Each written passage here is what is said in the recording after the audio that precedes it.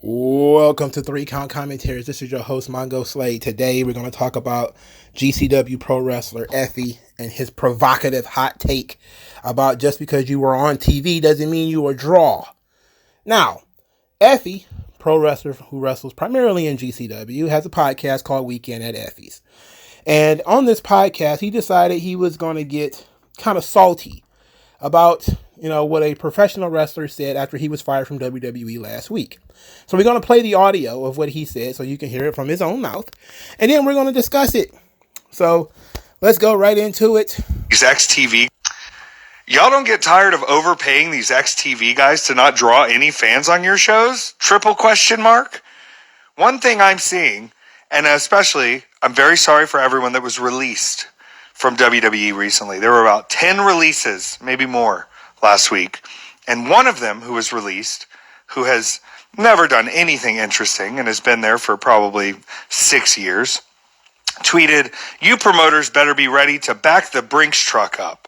Now, this is not going to be a damning, scathing review of him personally, but I want to just say, could some of you promoters begin to keep a little chart of your draw when you book these motherfuckers and your draw when you don't book these motherfuckers? And could you politely pay attention to the audience, and this is me being a little bit braggadocious, of who is there to see Effie? Because I'm tired of looking around a room, seeing guys who were jabronis on TV and think that means something spectacular, who are now being paid whatever dumbass amount they're asking by a bunch of mark-ass promoters who are not worried about whether or not this makes them any money back, because I'm looking around the room and it's clearly not making you any money back. Hey, look, I can't say the guy's wrong. If you are a dumb promoter that is giving people a bunch of money without getting money back, whether they were on TV or not, if you're spending more than you're making, you ain't doing the job right. Okay, you got to think twice. Think again about how you're going to do this. But let's take a back step. Maybe some of you are wondering, who is this person he's talking about? Well, he's talking about Riddick Moss, who put out that tweet that he had read and that upset him so very much. Now, most people, especially people who are commenting, they commented and said it was a joke, and it clearly was. He was joking. So Effie got all worked up over a joke. That's already the funniest part. The second part about this is that Effie put himself in the category of dirty macking against other wrestlers, saying, "Oh, you should see who's here to see me." Like, who the hell knows who you are? Like, really? Who knows who you are? This podcast, I don't know. I hope he has multiple outlets like Stitcher and Apple and all this kind of stuff. I hope he has that, because his YouTube numbers are pathetic. They're even lower than mine, and I'm a dirt poor YouTuber. Effie's Weekend at Effie's, and I'm going to be fair, he has not put out a video on this channel in over a year. So the channel is pretty much abandoned. He pretty much abandoned it. 1 year ago, he got a video, 230 views, which is more than as many subscribers as he's got. He's got 200 subscribers. 200. This is basically nothing, right? But that was, I don't know what episode that was, but we go back to episode 35, was still over a year ago, 27 views. So he got the most views on the last video he uploaded over a year ago. I would hope he's got something that's funding this whole shabazzle. Because if you're going to start asking mark promoters to book you rather than the ex-WWE guy who's on TV, you better have some stroke. And I don't just mean, I'm not going to go there. You need to have some notoriety. You got 200 views on YouTube, and that's the maximum. You got 200 subscribers now, I'm not going to look at his TikTok and all that. It might be significantly higher. I'm just going to look at what I got immediately at hand. He's got 2,000 subscribers, 2,000 followers for his podcast on Twitter. On his personal account, he's got 40,000. 40,000, which is not bad. But it begs the question, if you've got 40,000 followers on Twitter, why is like do the quick math, maybe 1% listening to your podcast? 1%?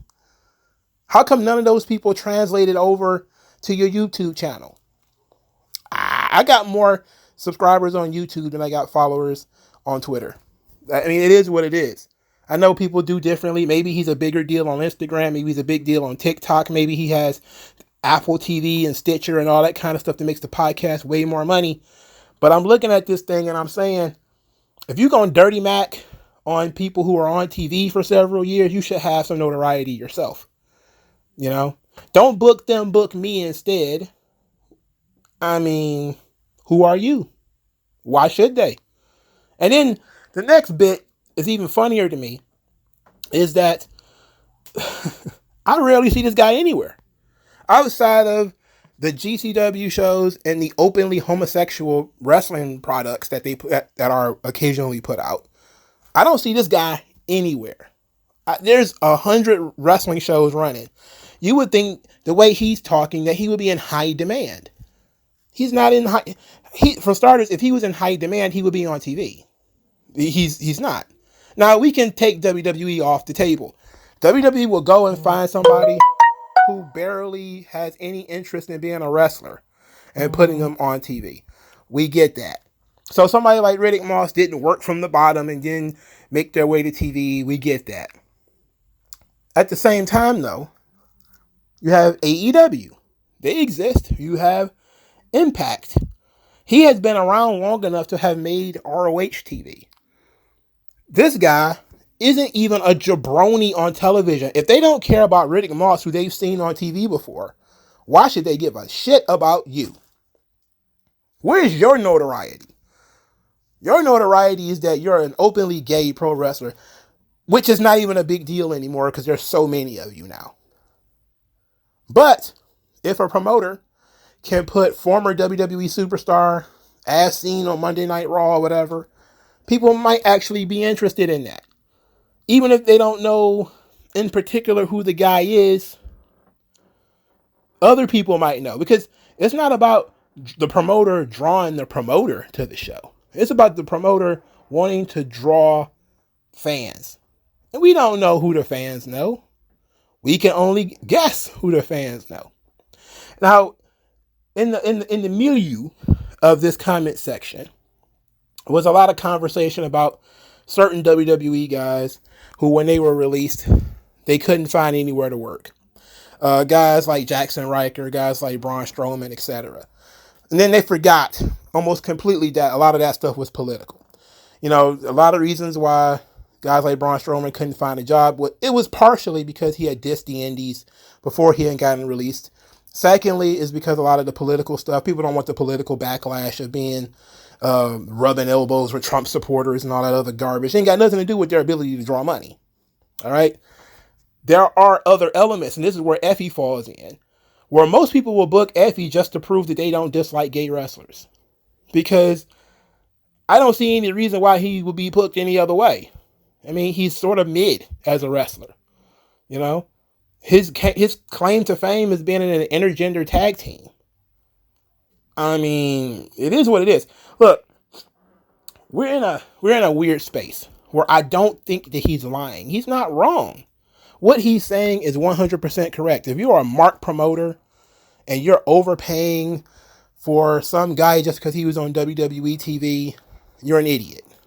You probably should look for other guys who are within your tax bracket who are going to help draw viewers to your show. That being said, Effie doesn't necessarily be that guy, you know?